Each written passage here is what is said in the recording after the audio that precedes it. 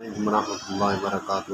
میرے پیر مرشد قاسم علی شاہ صاحب فرماتے ہیں، دکاندار کے لیے خاص انہوں نے ایک پیغام دیا۔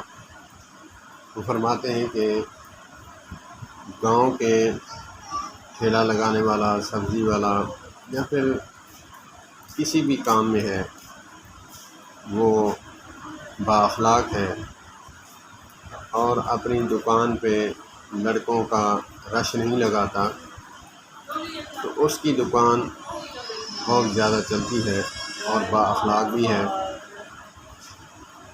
تو دکاندار کے لیے بہت ہی اچھا میسج دیا کہ دکاندار پر عورتوں کا آنا جانا ہوتا ہے، اس دکان پر عورتیں نہیں آتی جہاں جم گھٹا ہو مردوں کا، لڑکوں کا، خاص کر لڑکوں کا۔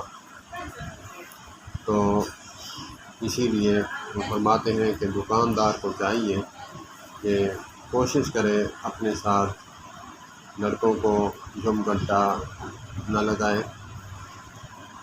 اور اخلاق سے پیش آئے۔ ان دکاندار کی دکانداری بہت زیادہ چلتی ہے جو زیادہ تر بچوں کو محبت دیتے ہیں۔ بچے محبت سے بھوکے ہوتے ہیں، تو جب بچہ چیز کوئی لینے آئے تو اسے ایک ٹافی، چاکلیٹ یا پھر کوئی ایسی چیز اس کے ہاتھ میں تھما دے، بیٹا یہ کھا لینا میری طرف سے ہے۔ کیونکہ گھر والے جو ہیں خاص کر گاؤں میں بچوں کو ہی بھیجتے ہیں، تو ان کو چاہیے کہ وہ بچے کا دل جیتے۔ بچہ جو ہے وہ 10 بچے اور بھی لے آئے گا۔ جو دکاندار بچوں کو دھکے دیتا ہے، چڑچڑا رہتا ہے ہر وقت اور وہ کہتا ہے کہ بچے جو ہیں ایسے ہیں ویسے ہیں، تو بچے 20 بچے اور خراب کرتے ہیں۔ یہ دکاندار اچھا نہیں ہے، یہ دکاندار اچھا نہیں ہے۔ تو میرے پیر مرشد قاسم علی شاہ صاحب فرماتے ہیں کہ دکاندار بااخلاق اور بچوں کے ساتھ محبت کرنے والا ہونا چاہیے۔ دکانداری بہت ہی ایک گہری سوچ کا نام ہے۔ دکانداری ہر بندے کے بس کی بات نہیں ہے،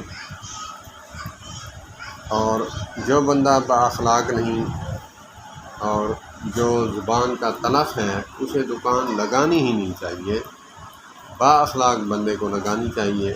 مگر میرے پیر مرشد قاسم علی شاہ صاحب فرماتے ہیں، جو بندہ اپنے بارے میں سوچتا ہے کہ میں صحیح نہیں ہوں، میں یہ کام نہیں کروں یا یہ کروں، اس کے اگر برعکس کرے گا تو پیسے کا خسارہ اٹھائے گا۔